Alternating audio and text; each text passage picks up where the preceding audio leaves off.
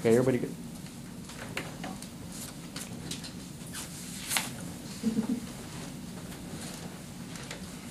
Hi, my name is Scott Haney, and I'm here to talk to you today and persuade you concerning the topic of the problem of evil.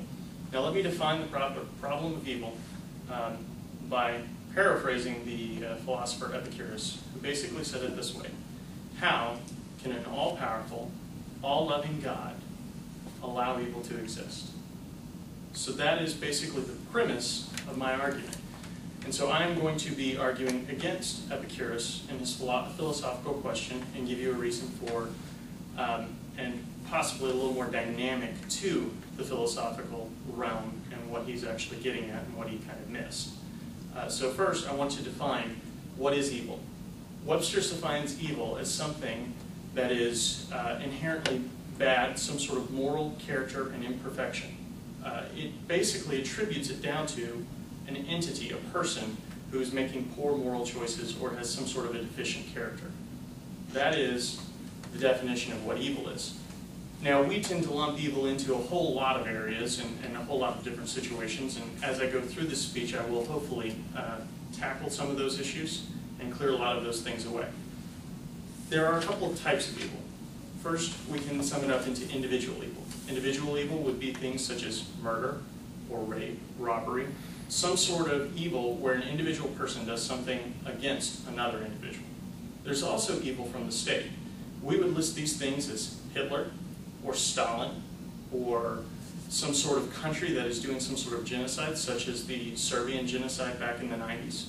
We would also think of Nero and all of the great horrible crimes that he committed, and all of the other tyrants who did things throughout all the centuries, and the countries and the people that supported them and allowed them to do those things. That would be evil from the state. Now, there are actually two sides to the argument. There's the negative side of the argument, which I'm attributing to Epicurus, which is, as I stated earlier, how can God, who is all-powerful and all-loving, allow evil and still be considered God? Then there's the positive side of the argument, which comes from the theists. Whether you be Christian or Muslim, you all subscribe to a theist perspective on it. So with that idea, the traditional view of the theist is that God created mankind with free will. Free will enabled mankind to commit evil. Because mankind commits evil, he is the one who actually has brought evil into the world.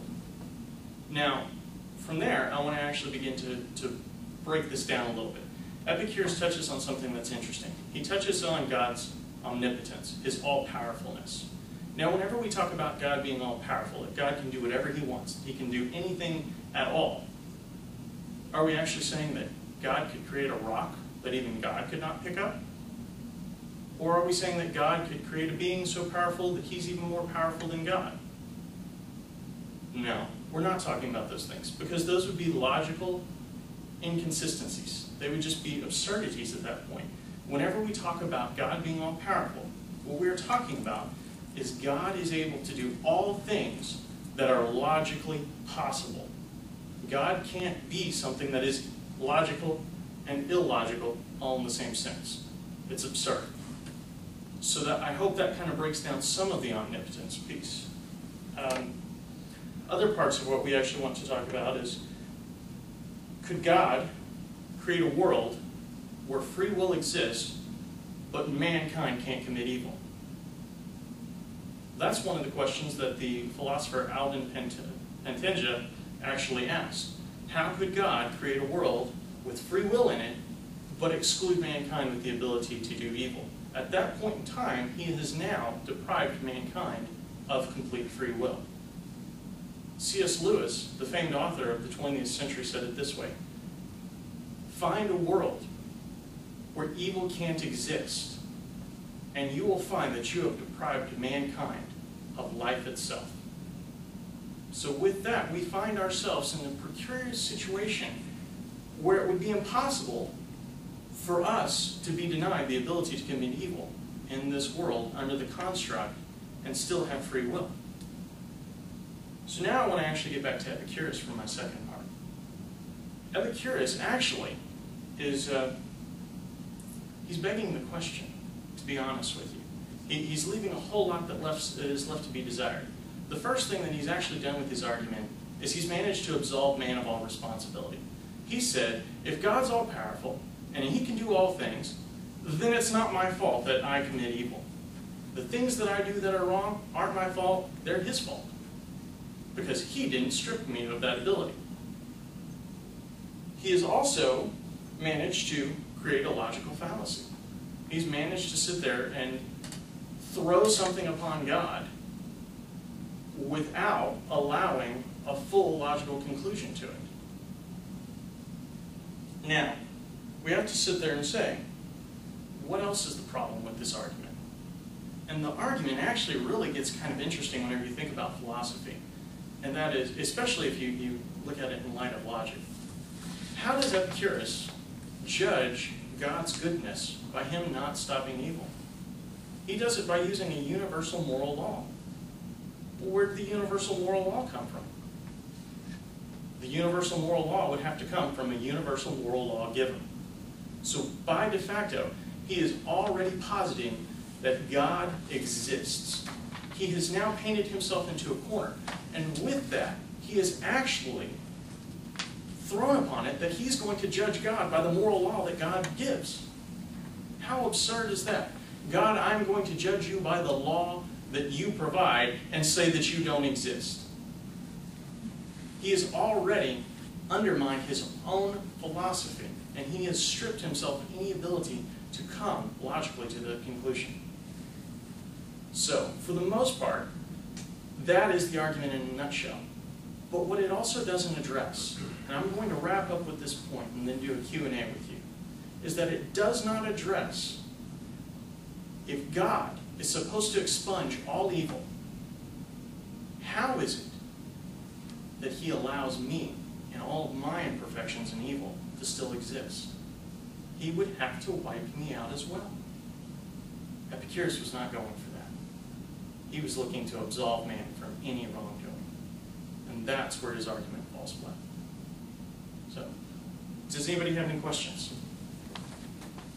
Yes, ma'am, and then I'll take yours. Sorry. What made you pick this topic? It's actually a topic that I'm very passionate about. I spent the majority of my 20s wrestling with this topic, and I find it fascinating. I've not always been a huge philosophy fan. I've grown to love it, and with that has kind of come this intrigue with the topic. I do have a very strong religious background, and it does drive a lot of the decisions that I've made, but I was a very confused teenager and early 20 adult, and so with that I grappled and wrestled with these things and finally came to a conclusion that I believe has provided me with some peace. So, hope that answers your question. Yes, ma'am. Is there a large following of people who believe in the Epicurus philosophy? They tend to traditionally be either atheists or skeptics.